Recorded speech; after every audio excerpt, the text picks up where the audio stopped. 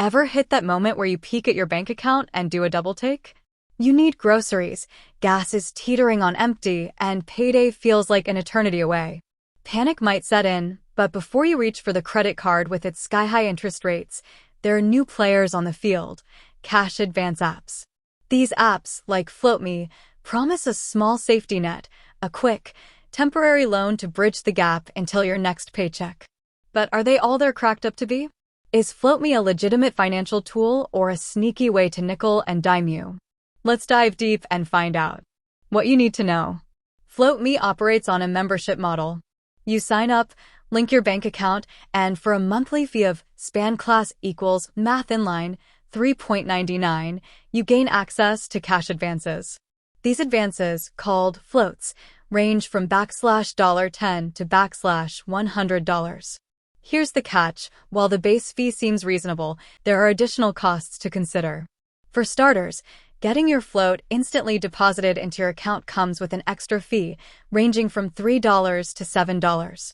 That might seem insignificant for a small amount, but it quickly eats into the borrowed money. Additionally, FloatMe doesn't perform traditional credit checks. They use their own algorithm to assess your eligibility, which some users find concerning, especially after a recent controversy with the FTC, Federal Trade Commission. The FTC lawsuit, a cloud over FloatMe. In December 2023, the FTC filed a lawsuit against FloatMe, alleging deceptive advertising practices. The crux of the issue? FloatMe's marketing heavily emphasized the idea of free money, a claim the FTC deemed misleading. The lawsuit also raised concerns about potential discrimination in FloatMe's lending practices and the lack of transparency surrounding their algorithm. While the lawsuit is ongoing, it casts a shadow over FloatMe's legitimacy. It's important to be aware of these allegations before you decide to use their services. FloatMe versus traditional options, weighing the pros and cons. So, how does FloatMe stack up against traditional options like payday loans or bank overdrafts? Here's a breakdown. Payday loans. These are notorious for their sky-high interest rates and short repayment terms, often leading to a cycle of debt. FloatMe's fees are significantly lower, but they still add up. Bank overdrafts.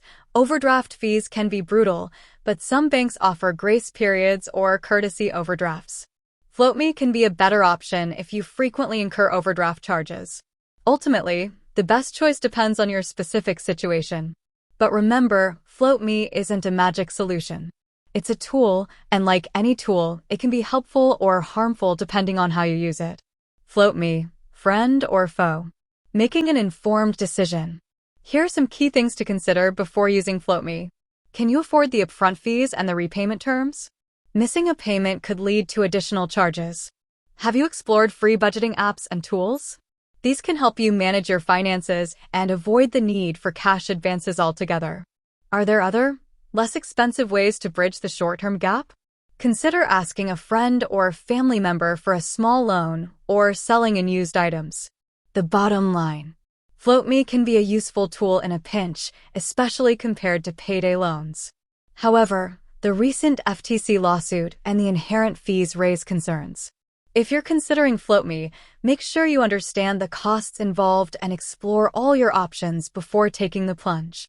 Remember, responsible money management is key to avoiding the pitfalls of cash advance apps. With that said, thanks for watching, and until next time.